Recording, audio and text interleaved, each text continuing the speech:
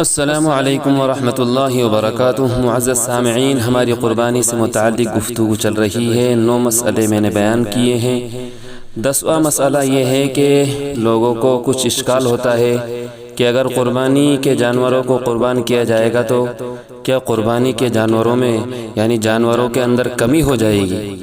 یہ اشکال ہوتا ہے بعض دفعہ بہت سارے لوگوں کو کہ 3 تاریخوں میں بیک وقت لاکھوں جانور ہلاک ہو جاتے ہیں، تو اس کا مضر اثر قوی اقتصادیات پر یہ پڑنا بھی ناگزیر ہے کہ جانور کم ہو جائیں گے اور سال بھر لوگوں کو گوشت ملنے میں مشکلات پیدا ہو جائیں گی۔ لیکن یہ خیالات صرف انسان کے ذہن پر مسلط ہو جاتے ہیں، جبکہ وہ خالق کائنات و مالک کائنات کی قدرت کاملہ اور اس کے نظام کے مشاہدے سے بالکل غافل ہو جائے۔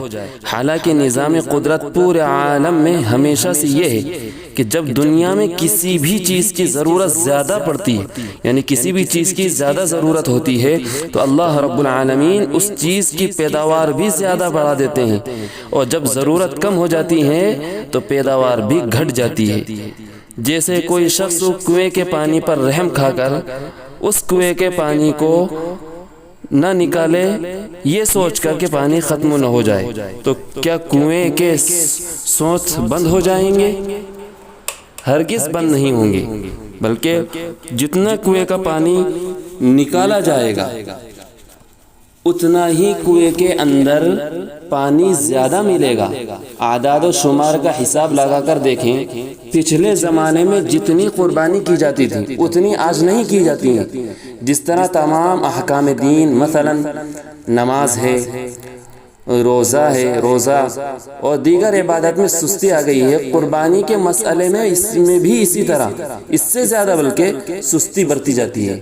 اسلام کے قرون اولا کو اٹھا کر دیکھیں آپ، تو قربانی کا یہ عالم تھا کہ ایک آدمی 100 اونٹوں کی قربانی کرتا تھا۔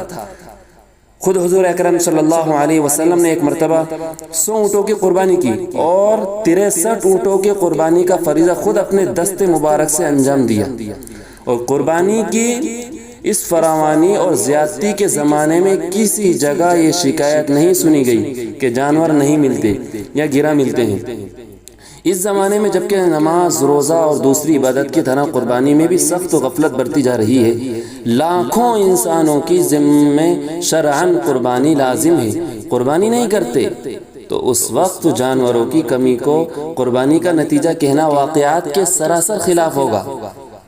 یعنی انسان اس زمانے میں قربانی نہیں کرتا تو قربانی کے جانوروں میں کمی کا آنا یہ کہنا بالکل سراسر خلاف ہوگا۔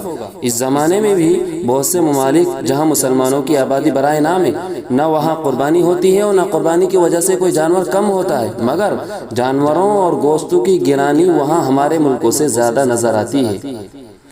اور اگر کسی کا ایسا ہی دل چاہے تو ایک سال کسی شہر یا کسی ملک میں قربانی بن کر کے دیکھ لے، پتہ چل جائے گا کہ قوم کی اقتصادیات میں اس کا کیا خوشگوار اثر ہوتا ہے۔ کاش قربانی سے ناآشنا مسلمان سوچیں اور غور کریں۔ کیا غور کریں؟ کہ قربانی کو ایک رسم یا عید کی تفریح کی حیثیت سے نہیں بلکہ اس کی حقیقت کو سامنے رکھ کر سنت ابراہیمی کی اتباع کے طور پر ادا کریں، تو ایمان اور عمل میں قوت اور اخلاص کی برکات کے مشاہدہ ہونے لگے گا۔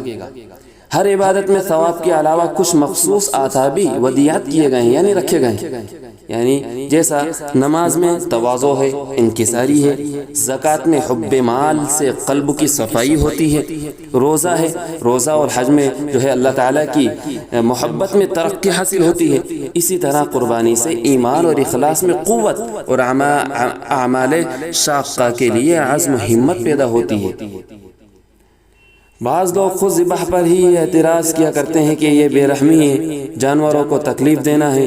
ہم کہتے ہیں کہ یہ جانوروں کو تکلیف دینا نہیں ہے، ہم کہتے ہیں بلکہ کہ ہم کہتے ہیں ذبح میں ایسی تکلیف نہیں ہوتی، موت طبعی میں زیادہ ہوتی ہے۔ اگر ہوتی بھی ہو تو محبوب حقیقی کے حکم سے ہو، وہ سب محبوب ہے، تو جانور کے ذبح کو بے رحمی بتلانا سخت غلطی ہے۔ اس لیے انسان سوچے کہ ہم قربانی نہیں کہیں گے جانوروں میں کمی ہو جائے گی، ایسا ہرگز نہیں ہے میرے دوستو۔ قربانی کرنا چاہیے، جس شخص پر بھی قربانی واجب ہے اس کو قربانی کرنا لازم اور ضروری ہے۔ السلام علیکم ورحمۃ اللہ۔